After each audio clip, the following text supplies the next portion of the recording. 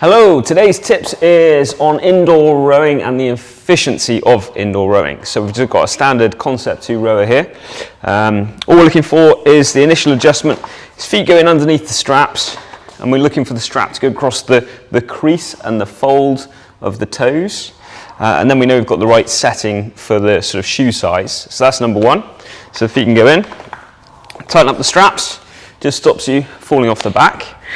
Next, what we're looking at is the spinal position, the back position. So most people, they start off now with a rounded back, trying to get hold of the handle, and then they start rowing from here. You can see my back is in a really rounded shape.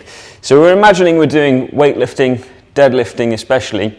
We're trying to maintain a neutral spine when we're loading the spine. This is especially useful for endurance rowing because it'll help with the breathing and your efficiency. Maybe not so much if you are in the Olympics and you're sprinting. So we want to raise the chest up. We want to have the chest here as high as you can.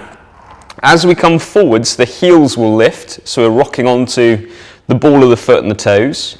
Ideally, what we're looking for is vertical shins. This is a good start position with my chest high. What we'll notice is my hands are just above the height of my knees.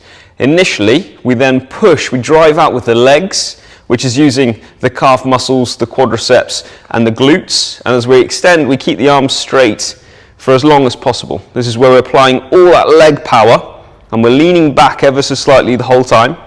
Then once the legs are straight, we then bend the elbows and we pull the hands in so the handle sits at the base of the rib cage, top of the tummy. Shoulders are relaxed, they're low, but they're also pinched back.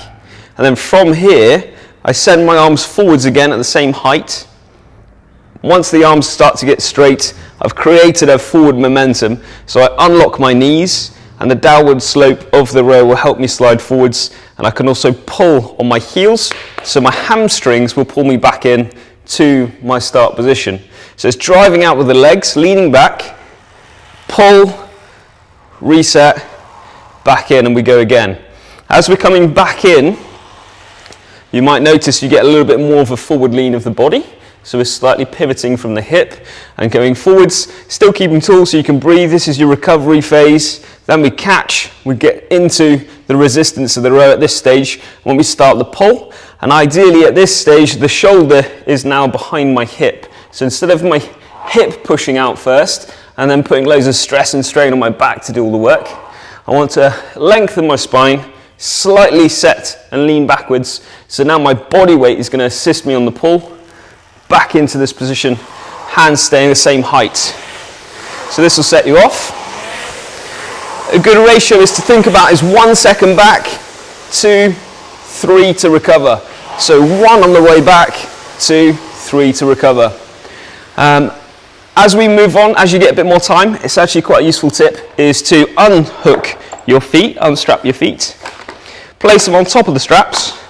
Now, as you go backwards, if you're using your shins and your hip flexors to pull yourself forwards, you might find your feet actually sort of come unhooked. So be careful of that. What we're looking to do is use quadriceps, glutes, calf muscle to press out. Then you want them to rest.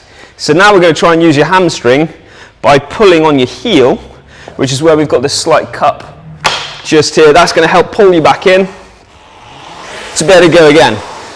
So you'll find you should be able to row just about the same speed without actually being hooked in. And that should set you up with some good basic tips for endurance rowing.